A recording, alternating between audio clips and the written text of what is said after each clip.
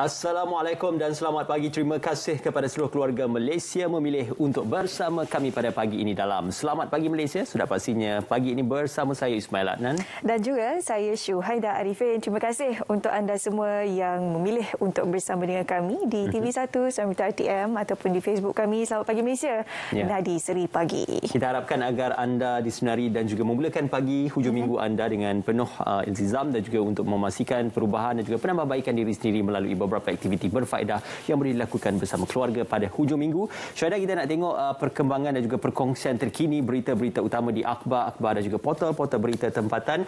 Mari kita saksikan. Ini adalah perkabaran yang dibawakan oleh pihak Kementerian Kesihatan Malaysia dan juga MOSTI berkenaan tentang 4 PPV integrasi mula dibuka pada tarikh hari ini ataupun 15 Januari 2022. Kementerian Kesihatan akan membuka 4 pusat pengambilan vaksin PPV di Lembah Kelang mulai hari ini, dan antara yang dinyatakan oleh Menteri Kesihatan YB Kari Jamaluddin turut menyasarkan 80% warga emas menerima dos penggalak dalam tempoh sebulan, manakala negeri yang masih terkebelakang dalam aspek itu akan diberikan tumpuan. Dan pembukaan ini juga untuk mempergiatkan pemberian vaksinasi dos penggalak kepada warga emas yang pada masa kini masih lagi berada di paras 50%. Jadi ini akan diperluaskan lagi dan ini merupakan komitmen daripada pihak KKM. PPV integrasi dimaksudkan ialah di IDCC, Axiata Arena dan juga di PWTC. Pihak Protect Health mensasarkan sebanyak 23,000 suntikan dos penggalak sehari. Jadi sama-sama kita sebagai masyarakat Malaysia memainkan peranan. Selepas itu juga kita ingin kongsi berkenaan dengan dos penggalak di mana kenyataan dikeluarkan oleh Yang Berhormat Kari Jamaluddin selaku Menteri Kesihatan. Bagi mereka yang penerima vaksin Sinovac yang berusia 18 tahun ke atas perlu mendapatkan suntikan dos penggalak selewat-lewatnya pada Februari tahun hadapan. Manakala untuk individu yang berusia 60 tahun ke atas tanpa mengira jenis vaksin yang diambil sebelum ini juga perlu mendapatkan suntikan dos penggalak itu pada tempoh berkenaan. Dan selepas bulan Februari 2022, status vaksinasi akan ditukarkan menjadi tidak lengkap dan individu yang tidak layak untuk menerima kemudahan diberikan kepada penerima dos lengkap vaksin COVID-19. Ini hanya khusus untuk mereka yang menerima Sinovac untuk dos pertama dan dos kedua yang tidak melengkapkan sehingga Februari 2022 untuk dos penggalak, satu kewajipan untuk mereka yang menerima dos Sinovac sebelum ini. Seterusnya juga kita nak memberikan satu gambaran berkenaan tentang bagi mereka yang terjejas isu-isu banjir dan juga sudah pastinya kita juga sedia maklum tentang pembukaan sesi persekolahan. Pengagihan bantuan awal persekolahan kepada murid yang bakal memasuki tahun 2 hingga tingkatan 5 21 Masyarakat Persekolahan tahun 2022-2023 akan dilaksanakan mulai 17 Januari ini, iaitu pada hari Isnin, dan murid tahun 1 hingga tingkatan 4 dalam keadaan isi rumah berpendapatan RM3,000 ke bawah dalam sesi persekolahan bagi tahun 2021-2022 juga layak untuk menerima pengagihan bantuan awal persekolahan ini. Dan BAP ini akan dibuat secara tunai dan akan juga dikreditkan ke dalam akaun bank bagi mereka yang layak untuk mendapatkannya, dilaksanakan mengikut SOP yang dikeluarkan oleh MKN dan juga pihak KKM.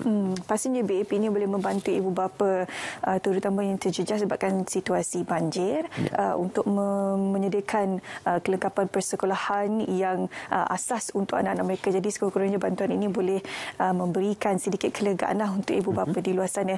Juga kita ingin bercakap berkenaan dengan banjir sebenarnya, terutamanya di Johor. Alhamdulillah keadaan banjir di sekitar negeri Johor semakin pulih apabila jumlah mangsa yang terjejas, kalau kita boleh laporkan, berkurangan kepada 271 orang setakat 4 petang semalam berbanding 309 orang.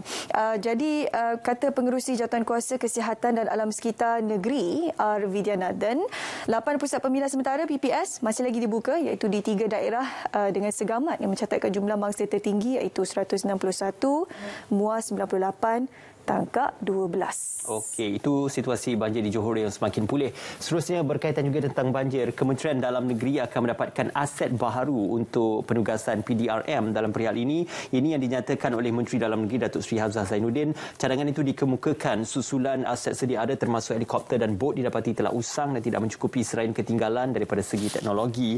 Dalam perihal penggunaan bot yang kita gunakan untuk tujuan banjir dan juga untuk membantu mereka terjejas dengan banjir, aset-aset seperti helikopter dan juga beberapa aset-aset penting juga akan dilihat sebagai rasional, dan ini dinyatakan selepas melawat Markas Taktikal Ops Banjir PDRM di Pusat Latihan Polis Pulau Pol di Segamat semalam. Dan ini juga memberi peluang kepada pihak kementeriannya ataupun KDN untuk menilai semula keperluan membeli aset baru dalam memastikan kerja-kerja memberi bantuan dapat dijalankan dengan lancar.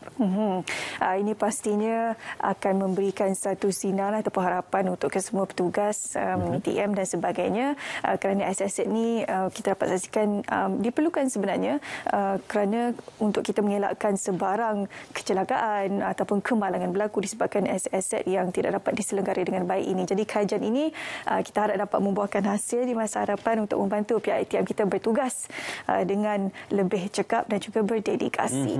Okey, sedikit juga kita nak berikan perkembangan berkaitan Kementerian Pengajian Tinggi menyalurkan bantuan hampir 4 juta ringgit kepada mangsa banjir. Ini dinyatakan oleh Menteri Pengajian Tinggi Datuk Seri Dr. Noraini Ahmad. Bantuan tersebut terdiri daripada 43,806 kotak sumbangan merangkumi makanan dan keperluan asas dengan nilai sebanyak 3.625 juta ringgit. Selain bantuan keuangan berjumlah 364,000 yang disumbang dan juga diagihkan kepada mangsa yang terkesan. Penyaluran ini juga termasuk di negeri-negeri seperti Selangor, Negeri Sembilan, Melaka, Kelantan, Pahang dan Johor di lebih 20 daerah. Okey, ini pula bantuan yang diberikan untuk pelajar di universiti awam dan sebagainya. Jadi pastinya akan membantu mereka lah, sebab tidak semua orang sentiasa bernasib baik dan juga mempunyai struktur kewangan yang kukuh untuk meneruskan pengajian mereka di peringkat yang lebih tinggi. Jadi harapnya bantuan ini boleh membantu anda semua yang terkesan. Okey, banyak kita nak kongsikan selama 2 jam kita bersiaran pada hari ini, Syuaida. Kita nak saksikan apakah antara menarik hari ini yang kita akan bawakan dan juga kita akan gambarkan bersama dengan anda. Ayuh, sama-sama kita saksikan. Pengisian menarik SPM Sabtu 15 Januari 2022. Keprihatinan keluarga Malaysia bersama tetamu jemputan. Musibah banjir telah mencerminkan perpaduan dalam kalangan masyarakat.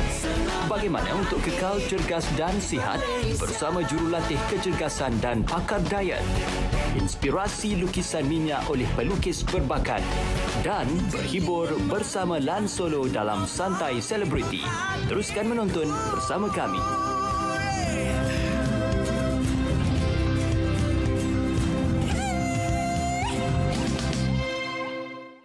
Okey, itu dia. Menarik untuk kita tahu hari ini berkenaan bagaimana kita kekal cergas dan juga sihat bukan saja melalui senaman dan juga aktiviti fizikal tetapi juga pemakanan. Semuanya kita akan kupas seketika nanti. Untuk anda semua, kita berehat seketika dan kembali selepas ini.